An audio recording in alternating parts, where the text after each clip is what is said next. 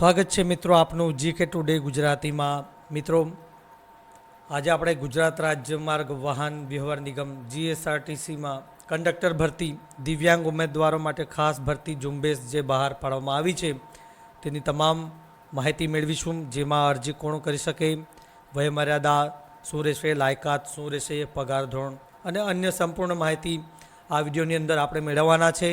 તો મિત્રો વિડીયોમાં અંત સુધી બન્યા રહેજો। વિડીયો પર નવા હોવ તો વિડીયોને લાઇક અને શેર કરજો, અને જો ચેનલ પર નવા હોવ તો અમારી ચેનલને સબસ્ક્રાઈબ કરજો। તો ચાલો મિત્રો આગળ વધીએ છીએ। તો મિત્રો દિવ્યાંગ ઉમેદવારો માટે ખાસ ભરતી ઝુંબેશ સ્પેશિયલ રિક્રુટમેન્ટ ડ્રાઈવ જે ગુજરાત રાજ્ય માર્ગ વાહન વ્યવહાર નિગમ દ્વારા બહાર પાડવામાં આવી છે, જેમાં ફિક્સ પગાર અન્વયે પસંદગી યાદી પ્રતીક્ષા યાદી તૈયાર કરવા માટે ફક્ત દિવ્યાંગ ઉમેદવારો પાસેથી ઓનલાઈન અરજી મંગાવવામાં આવે છે। તો મિત્રો ojas.gujarat.gov.in પર આપે ઓનલાઈન અરજી કરવાની રહેશે। કક્ષાનું નામ કંડક્ટર, ફિક્સ પગાર રહેશે મિત્રો આ જગ્યા માટે। 5 વર્ષ માટે 26,000 મળવાપાત્ર છે। કુલ જગ્યાઓ છે 571। ઓનલાઈન અરજી કરવાનો સમયગાળો છે 16/9/25 થી 1/10/2025 સુધી।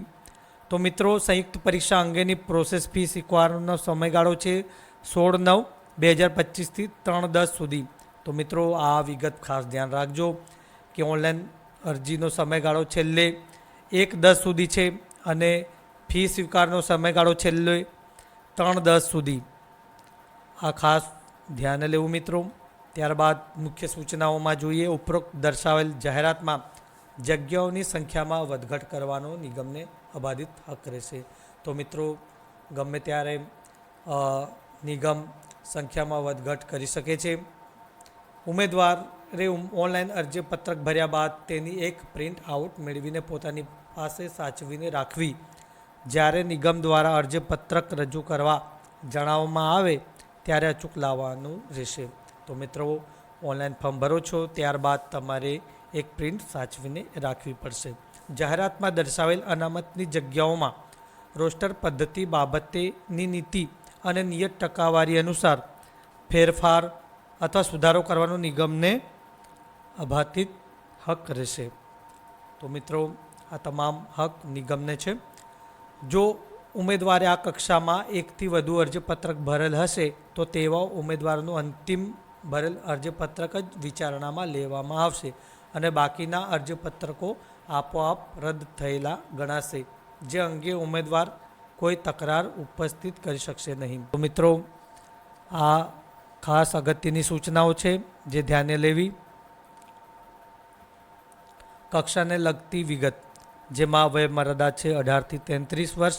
અનામત વર્ગના ઉમેદવારોને ઉપલી વયમર્યાદામાં સરકારશ્રીના નીતિ નિયમો મુજબ 5 વર્ષની છૂટછાટ મળવાપાત્ર રહેશે।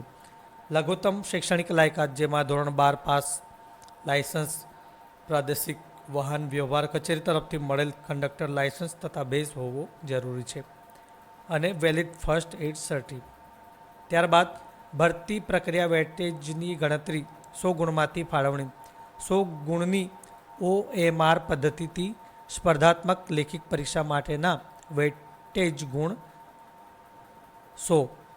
પાસ થવા માટે લઘુત્તમ કોઈ ગુણ ધ્યાને લેવામાં આવશે નહીં। તો મિત્રો આમાં કોઈ પણ લઘુત્તમ ગુણની લાયકાત રાખવામાં આવી નથી। તમે જે માર્ક્સ લાવો છો એ પ્રમાણે તમને મેરિટમાં મૂકવામાં આવશે। OMR પદ્ધતિથી સ્પર્ધાત્મક હેતુલક્ષી લેખિત કસોટી, જેમાં 1 કલાકનું પ્રશ્નપત્ર અને 100 ગુણ રહેશે। જેમાં સામાન્ય જ્ઞાન, ગુજરાતનો ઇતિહાસ, ભૂગોળ, ગુજરાતના વર્તમાન બનાવો, ધોરણ 12 કક્ષાનું 20 ગુણ, રોડ સેફટીને લગતા પ્રશ્નો 10 ગુણ, ગુજરાતી વ્યાકરણ ધોરણ 12 કક્ષાનું 10 ગુણ, અંગ્રેજી વ્યાકરણ ધોરણ 12 કક્ષાનું 10 ગુણ, ક્વોન્ટિટેટિવ એપ્ટિટ્યૂડ અને ટેસ્ટ ઓફ રિઝનિંગ ધોરણ 12 કક્ષાનું ગણિત અને રિઝનિંગના જે પ્રશ્નો હશે મિત્રો એ 10 માર્ક્સના રહેશે। નિગમને લગતી માહિતી, ટિકિટ અને લગેજ ભાડાના ગાણિતિક પ્રશ્નો 10 ગુણ, મોટર વ્હીકલ એક્ટની પ્રાથમિક જાણકારીના પ્રશ્નો, પ્રાથમિક સારવાર અંગેના પ્રશ્નો, કંડક્ટરોની ફરજો વગેરે જેમાં 10 ગુણ, કોમ્પ્યુટરના ઉપયોગની પાયાની જાણકારીના પ્રશ્નો 20 ગુણ। એમ ટોટલ 100 ગુણનું પ્રશ્નપત્ર રહેશે મિત્રો। ચલો આગળ વધીએ. જાહેરાતમાં જણાવ્યા મુજબ સિલેબસ પ્રમાણે 100 ગુણની 100 પ્રશ્નોની OMR પદ્ધતિથી સ્પર્ધાત્મક લેખિત કસોટી લેવામાં આવશે અને તેનો સમય 1 કલાકનો રહેશે. આ કસોટીમાં પાસ થવા માટે લઘુત્તમ કોઈ ગુણ ધ્યાને લેવામાં રહેશે નહીં. સદર પરીક્ષાના પ્રશ્નપત્રમાં અભ્યાસક્રમનું ધોરણ અને વિષયવસ્તુ ગુજરાત માધ્યમિક અને ઉચ્ચતર માધ્યમિક શિક્ષણ બોર્ડમાં ધોરણ 12ની કક્ષાના સામાન્ય જ્ઞાન અને લઘુત્તમ શૈક્ષણિક લાયકાતના વિષયોને અનુરૂપ પ્રશ્નોવાળો પ્રશ્નપત્ર રહેશે. પરીક્ષાનું માધ્યમ અંગ્રેજી વ્યાકરણ સિવાય ગુજરાતીમાં રહેશે. તો મિત્રો ખાલી અંગ્રેજી વ્યાકરણ આવશે, એ સિવાય બધું જ પ્રશ્નપત્ર ગુજરાતીમાં રહેશે. 100 ગુણનું એક પ્રશ્નપત્ર રહેશે અને દરેક પ્રશ્નનો 1 ગુણ રહેશે.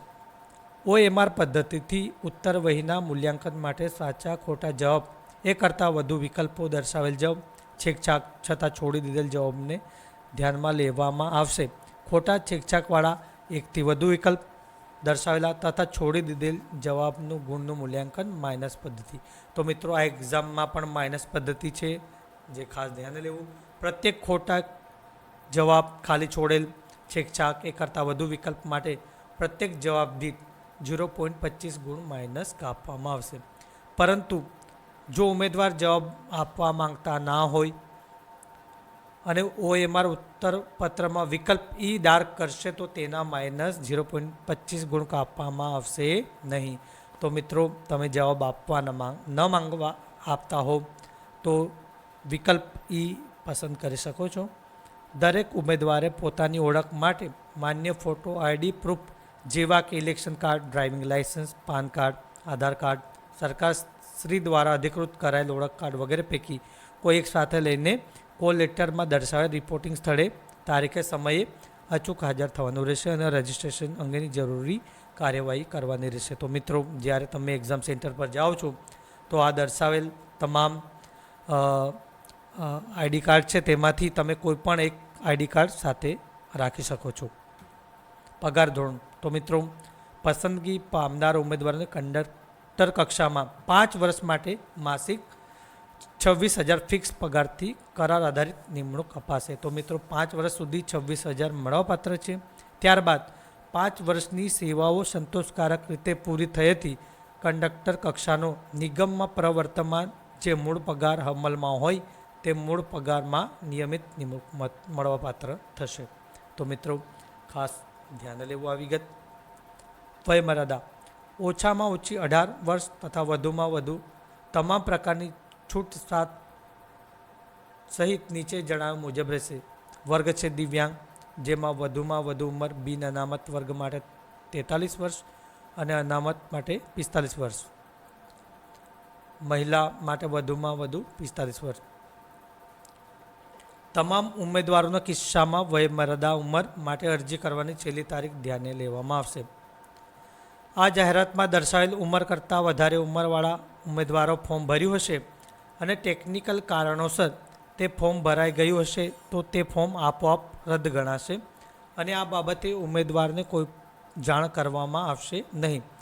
તમામ કેટેગરીના ઉમેદવારોને મહત્તમ વયમર્યાદામાં મળવાપાત્ર છૂટછાટ સાથેની ઉંમર નિયત તારીખે કોઈ પણ સંજોગોમાં 45 વર્ષ કરતાં વધવી જોઈશે નહીં. તો મિત્રો સરકારના નિયમ મુજબ જે છૂટછાટ મળવાપાત્ર છે તે મહત્તમ 45 વર્ષ સુધી માન્ય રહેશે. મિત્રો અન્ય જરૂરી સૂચનાઓ માટે તમે ઓફિશિયલ નોટિફિકેશન તમામ સૂચનાઓ બારીકથી વાંચી શકો છો. નાગરિકત્વ. ઉમેદવાર ભારતનું નાગરિક અથવા નેપાળનો પ્રજાજન અથવા ભૂતાનનો પ્રજાજન અથવા તિબેટનો નિર્વાસિત જે ભારતમાં કાયમી વસવાટ કરવાના ઈરાદાથી 1 જાન્યુઆરી 1962 પહેલાં ભારતમાં આવેલા હોવા જોઈએ અથવા મૂળ ભારતીય વ્યક્તિ કે જે ભારતમાં કાયમી વસવાટ કરવાના ઈરાદાથી પાકિસ્તાન, પૂર્વ Pakistan, Bangladesh, Burma, Myanmar, Sri Lanka, Kenya, Uganda જેવા પૂર્વ આફ્રિકાના દેશો, સંયુક્ત પ્રજાસત્તાક Tanzania, Zambia, Malawi, Zaire, Ethiopia અથવા વિયેટનામમાંથી સ્થળાંતર કરીને આવેલા હોવા જોઈએ. પરંતુ પેટા ક્રમાંક ખ, ગ, ઘ અને ચમાં આવતા ઉમેદવારોના કિસ્સામાં સરકારે પાત્રતા પ્રમાણપત્ર આપેલ હોવું જોઈએ. નોંધ: જે ઉમેદવારના કિસ્સામાં પાત્રતા પ્રમાણપત્ર જરૂરી હોય તેવા ઉમેદવારોનું અરજીપત્રક નિગમ વિચારણામાં લેશે અને જો નિમણૂક માટે તેમના નામની ભલામણ કરવામાં આવશે તો નિગમ તેમના કિસ્સામાં પાત્રતા પ્રમાણપત્ર આપવાની શરતે કામચલાઉ નિમણૂક આપશે. તો મિત્રો, આ બાબત ખાસ ધ્યાન રાખવી. જન્મ તારીખ: નિગમમાં જન્મ તારીખના પુરાવા માટે એસએસસી બોર્ડ દ્વારા અપાયેલ એસએસસીનું પ્રમાણપત્ર માન્ય રહેશે અથવા ઉમેદવાર પાસે એસએસસીનું પ્રમાણપત્ર ઉપલબ્ધ ન હોય તો તેવા કિસ્સામાં શાળા છોડ્યાનું પ્રમાણપત્ર માન્ય રહેશે. જન્મ તારીખનો દાખલો માન્ય રહેશે નહીં. એસએસસીના પ્રમાણપત્ર અથવા શાળા છોડ્યાના પ્રમાણપત્રમાં દર્શાવેલ જન્મ તારીખ મુજબ ઉંમરની ગણતરી ધ્યાને લેવામાં આવશે. તો મિત્રો, આ જન્મ તારીખ માટે પણ આ ખાસ વિગત ધ્યાનમાં લેવી. શૈક્ષણિક લાયકાત: તો મિત્રો, ધોરણ પાસની માર્કશીટ, વય, જાતિ, કોમ્પ્યુટરનું પ્રમાણપત્ર, કંડક્ટર લાયસન્સ, ફર્સ્ટ એડની સર્ટિફિકેટ, બેઝ વગેરે પ્રમાણપત્ર માર્કશીટ અરજી કરવાની છેલ્લી તારીખ ધ્યાનમાં લેવામાં આવશે. ત્યારબાદના પ્રમાણપત્રો હશે તો તે ગ્રાહ્ય રાખવામાં આવશે નહીં અને અરજીપત્રક રદ કરવામાં આવશે. સમકક્ષ લાયકાતના સંદર્ભમાં યોગ્ય સમકક્ષ લાયકાત ઓનલાઈન અરજી કરવાની છેલ્લી તારીખે ધરાવતા ન હોય તો અરજીપત્રક રદ કરવામાં આવશે. ધોરણ 12 પાસની માર્કશીટ ગુજરાત માધ્યમિક અને ઉચ્ચતર માધ્યમિક શિક્ષણ બોર્ડ તથા અન્ય સમકક્ષ બોર્ડનું માન્ય રહેશે. ડિપ્લોમાના કિસ્સામાં ધોરણ 10 પછી ડિપ્લોમા કરવામાં આવેલ હોય તેવા કિસ્સામાં 10+3 કે તેથી વધુ વર્ષનો કોર્સ અલગથી કરેલ જ કોર્સ માન્ય ગણવામાં આવશે.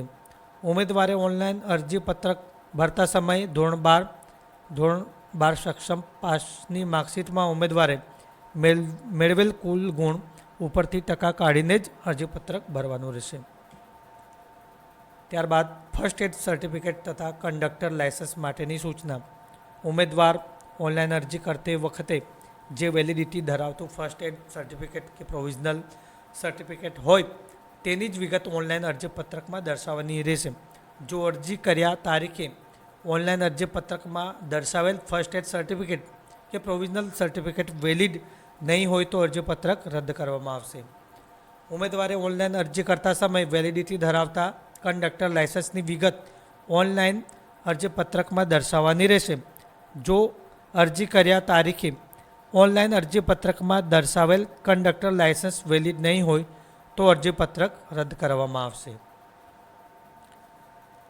તો મિત્રો, આ ભરતી દિવ્યાંગ ઉમેદવારો માટે છે, જેમાં દિવ્યાંગતા બેન્ચમાર્ક ડિસેબિલિટીની કેટેગરી બતાવેલી છે, જેમાં A, B, C, D અને E છે.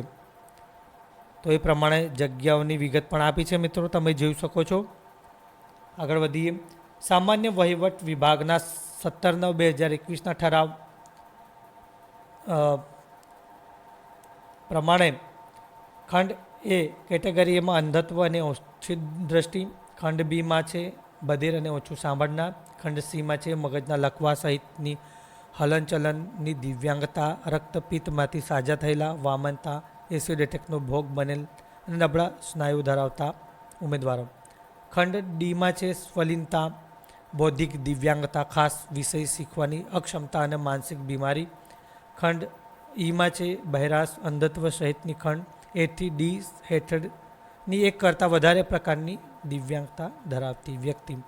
શારીરિક અશક્તતા દિવ્યાંગતા ધરાવતા ઉમેદવારોએ ઓનલાઈન અરજીમાં સક્ષમ અધિકારી દ્વારા આપેલ દિવ્યાંગતાના પ્રમાણપત્ર નંબર અને તારીખ ઓનલાઈન અરજીપત્રકમાં યોગ્ય કોલમમાં અચૂક દર્શાવવાનો રહેશે. તો મિત્રો, આ સૂચના પણ ખાસ અગત્યની છે.